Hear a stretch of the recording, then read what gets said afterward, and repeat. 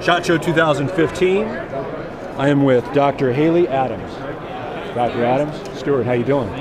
Great. It's good to be here. Good. Well, I just heard a little bit of information about your foundation through Craig here at the Tops booth, and we have a special knife that's being made to help promote and to help fund your organization. That's right. I'd like to know a little bit more about the foundation, the backstory of your foundation, what got you motivated, what got you started, a little bit about you, if that's okay. Sure. And why am I at SHOT Show? As and a veterinarian, how did I end up here? Well, you know what? There's some folks here that deal with animals quite a bit. You've probably seen a lot of canine animals, and also just guys with their dogs that are their recuperation dogs, what have you. So animals are part of the American species. That's right. I think. I just happen to focus on Africa, but yes, your primary focus is Africa. Yes, that's what the foundation does. Right. So basically, Let me back up a little bit. I'm sorry to interrupt you, but so you're a veterinarian. Yes.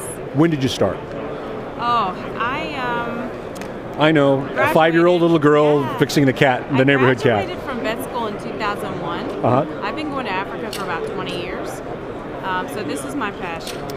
Now, the Africa trips, were those like annual treks to go help out, or? Yeah, when I was a little girl, I basically knew that I wanted to go and work with wildlife. Well, I was right then. My 5-year-old first girl love fixing the was cats. mountain gorillas. So Was what? My first love was mountain gorillas. Okay. I thought I would end up, in the jungles in Africa. And I sort of Like, graduated on and worked with a lot of different species.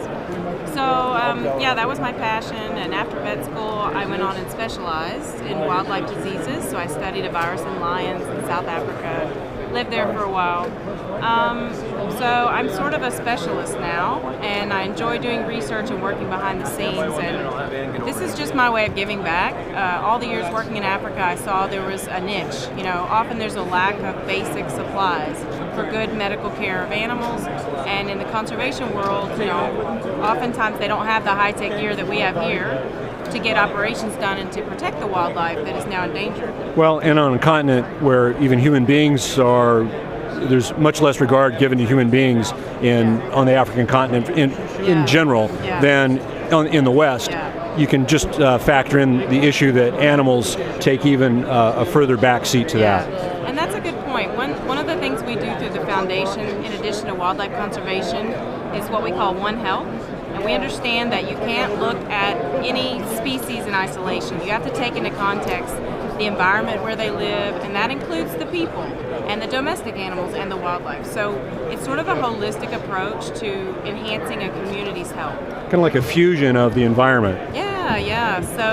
So I work with all sorts of researchers, conservationists, other doctors, veterinarians, and we all come together and figure out how we can make it work. So you bring in other staff as volunteers to assist with your program? Yes, we have a large team of volunteers and even people who pay to work with us because they have a passion, and really want to get out there in the field and put their hands on animals that may not be around. So they have the assets available to them to help donate to the program and come and physically help out as well. Yeah. Okay. And why we're at Tops is because of the Silent Hero knife, right, which was designed and created by Anton, and he is our Specialized Interdiction Unit leader, and he's a board member.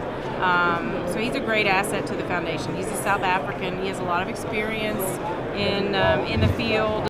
Haley, Anton is, in essence, he's the support for the rangers that are helping to protect the animals, the rhinoceros and or rhinoceri. Quite frankly, I don't know what it. Yeah, good question. Okay, the rhinos in Africa, and plural. and the law enforcement folks that are trying to help protect them as well to keep them. So we try to bring gear to rangers, but also we enhance their own skill sets.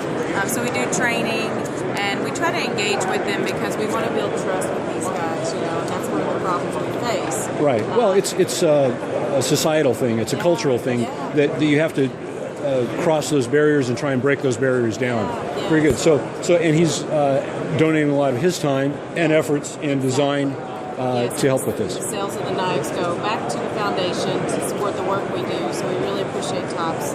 And I got to say, it's a fine, outstanding knife too. He That's did what I hear. I talked to Craig about it. We've got a little extra light on this from this camera, but it is a fine, outstanding knife. a great piece just in and of itself, aside from the fact that it's helping to support a very honorable organization. Yeah. Thank you very much. Thank you You have for a your very time. safe trip home, and good luck, and all the best fortune and safety. Thanks for the support. You're very welcome.